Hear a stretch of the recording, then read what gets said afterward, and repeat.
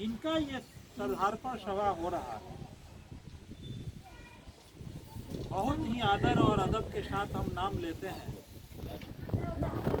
परम आदरणीय रामस्नेही दास जी, जो एक कबीर साहब के भजन गायक हैं, संगीतकार के अलावे साहित्यकार भी हैं, इतिहास के वेता हैं, संविधान के ज्ञाता हैं और भक्ति के बीच क्या शक्ति होती है समाज को जोड़ने का काम। मेरे जीवन में दो आदमी मिला, एक परम आदरणीय रामस्नेही दास जी, जो कबीर के मत को जानते हुए भी इनको लगा कि कबीर से भी अधिक लंबा लकीर खींचा तथागत बुद्ध ने, तो इनके बेटे का जो सड़क जो दुर्घटना हुआ और उस बुद्ध कुंड में उनको अंतिम विदाई दिया गया, मैं उस दिन मौजूद था। तो अब तमाम लोगों को मैं जय भीम जय भारत नमो बुद्धाय बोलता हूँ। साथ ही कबीर साहब का ये बात है कि पानी केरा बुलबुला आसमान उसकी जात, आज देखत ही डूब जाएगा जस तारा प्रभात। पानी के बुलबुले जैसा ये जीवन है कि उस बुलबुला को आप देखते हैं, जब कपड़ा धोते हैं बुलबुला बनता है और आपके आंखों देखी वो फिर बुलबुला फट जाता है। यही मनुष्य का जीवन है, ये मृतलोक है। जो भी यहाँ पैदा हुआ है वो मरेगा। कोई माँ के पेट में मर जाता है, कोई माँ के बाहर निकलता है, पेट से बाहर आकर के सौरी गृह में मर जाता है, कोई जवान होकर मरता है, कोई बूढ़ा होकर मरता है, लेकिन मरना सबको है, ये तय है।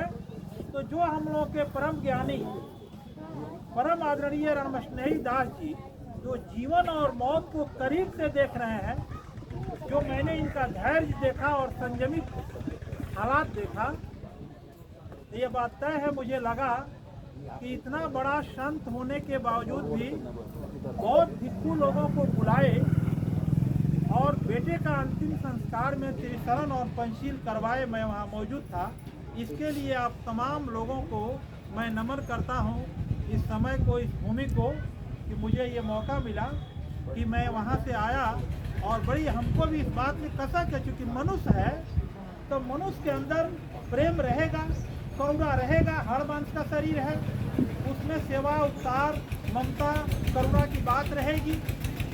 रही बात मृत्यु पर रोने की, तो जो आदमी समझ जाता है,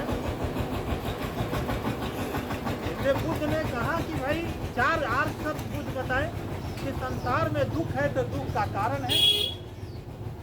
तो जिसमें बुद्ध ये बात कहते हैं कि संसार में दुख है और दुख का कारण है, बात सही है। किसी का बेटा मर गया दुख हो गया, किसी का रोजगार ठप हो गया दुख हो गया, किसी की माँ मर गई दुख हो गया, कोई आदमी फेल हो गया दुख हो गया, किसी की नौकरी छिटा गई दुख ले ली गई दुख हो गया, डाका पड़ गया दुख हो गया। तो संसार में दुख है, दुख के बिना कोई संसार में जीवित नहीं रह सकता है। सुख और दुख दोनों इस जीवन के नदी, जीवन रूपी नदी के दो किनारे हैं, उसी से ये गुजर रहा है।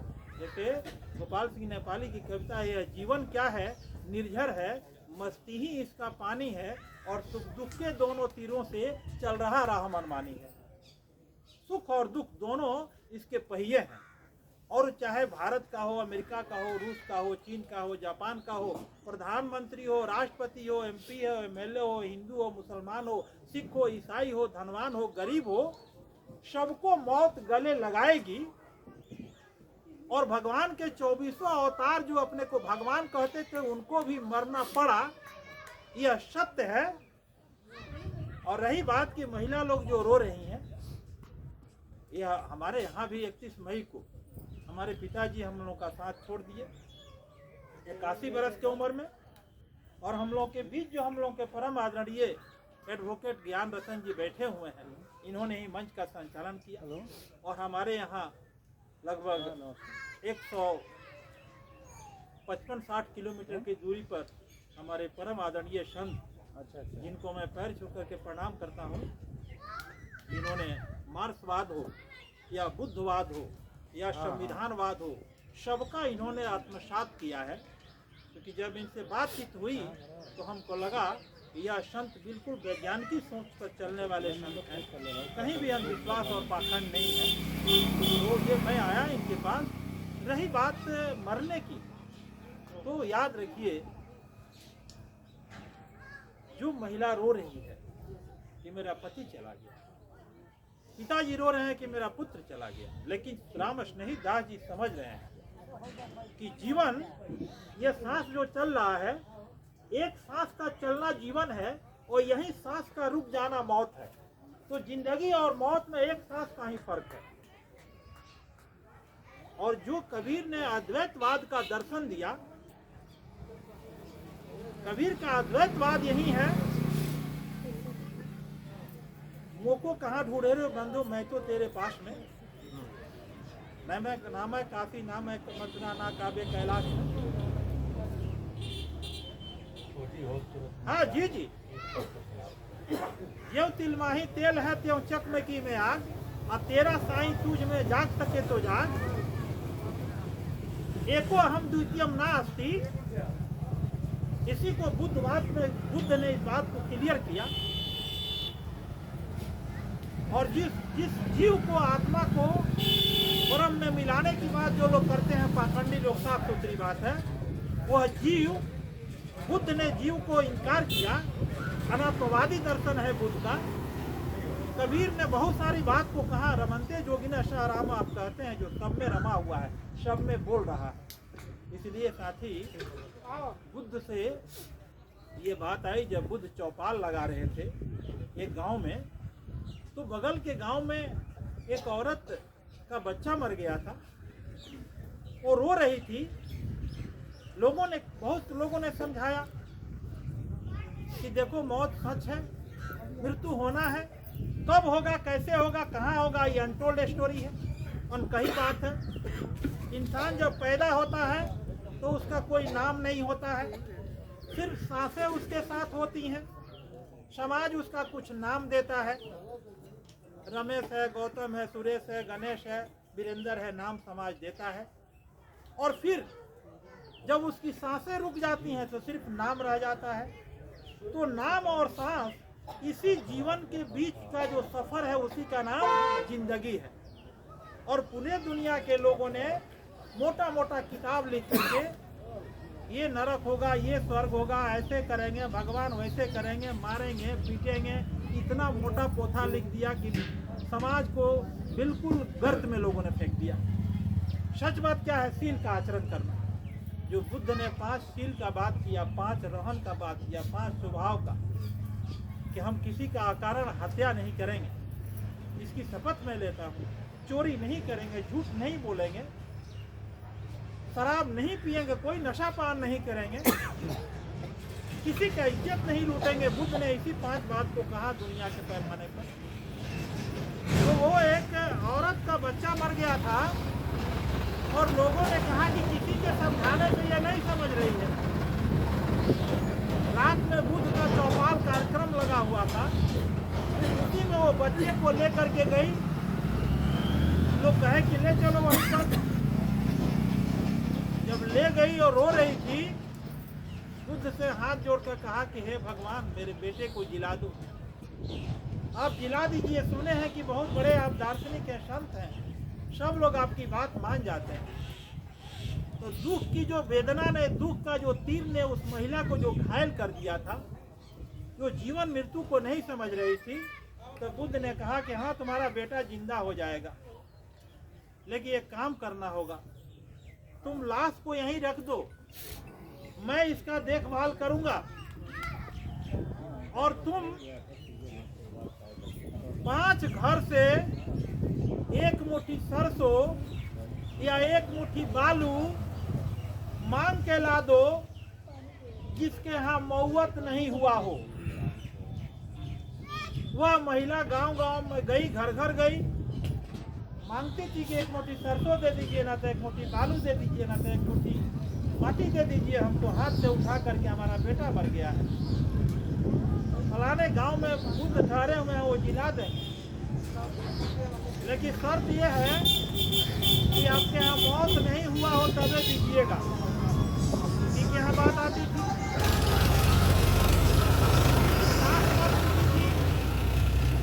किसी का ससुर मर गया था, किसी का पिताजी मर गए थे, किसी की माँ मर गई थी, किसी का भाई मरा हुआ था, मौत तो होना है।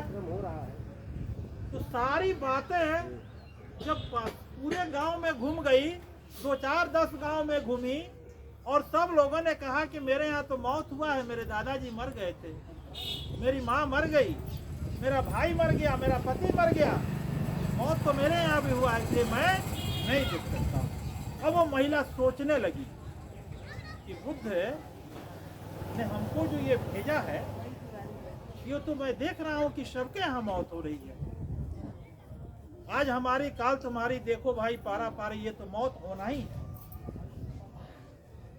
महिला के अंदर जो है धैर्य आया, दिलासा आया कि मेरा बेटा मर गया, ये मौत तो सबके यहाँ हो रही है, आगे या पीछे होगी।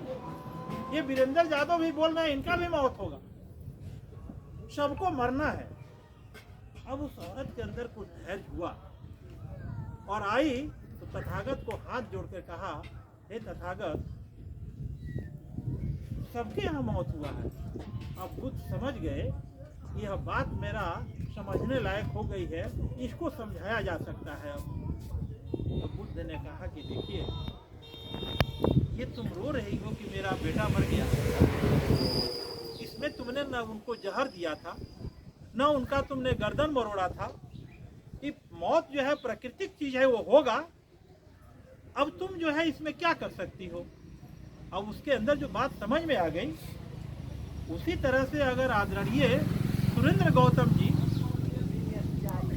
हम लोगों के बीच नहीं रहे, जो प्रकृति को मंजूर था वो हुआ, और इतने लोग, चूंकि आदरणीय राम स्नेही दास जी के साथ मैंने देखा कि बहुत कबीर मत के साधु आए हुए थे, बहुत भिक्षु आए हुए थे, साहेब जी का पैर छू कर प्रणाम कर रहे थे। हम लोग भी एमए पीएचडी करने के बाद इनका पैर छूते हैं। तो मैं आप लोगों से बिल्कुल साफ कहता हूं कि आप तमाम लोगों से हाथ जोड़ के निवेदन करता हूं, पैर छूता हूं कि संत जी के परिवार के साथ हम लोग बिल्कुल जुड़े रहेंगे, इनके सुख दुख में खड़े रहेंगे, और कार्यक्रम जब खत्म होगा तो मैं फिर इनके आर्थिक स्थिति पे मैं कुछ बात करूंगा कि इनको 2 4 5 लाख रुपये का मदद हो जाए, कि जहां तक मुझसे हो सकेगा। आप लोगों से हाथ जोड़कर अपील है कि जो सच्चा संत होता है उसका दुख बड़ी दूना होता है। संत जो सच्चा होगा वो समाज के लिए मरता है, समाज का परमारथ करता है, वो बाल बच्चा घर द्वार सब कुछ त्यागता है समाज को सुख देने के लिए। कबीर जी की लाइन है, कैसे है ज्ञानी साधु के तप दूना, दुख बिना कतही नहीं जब सुना।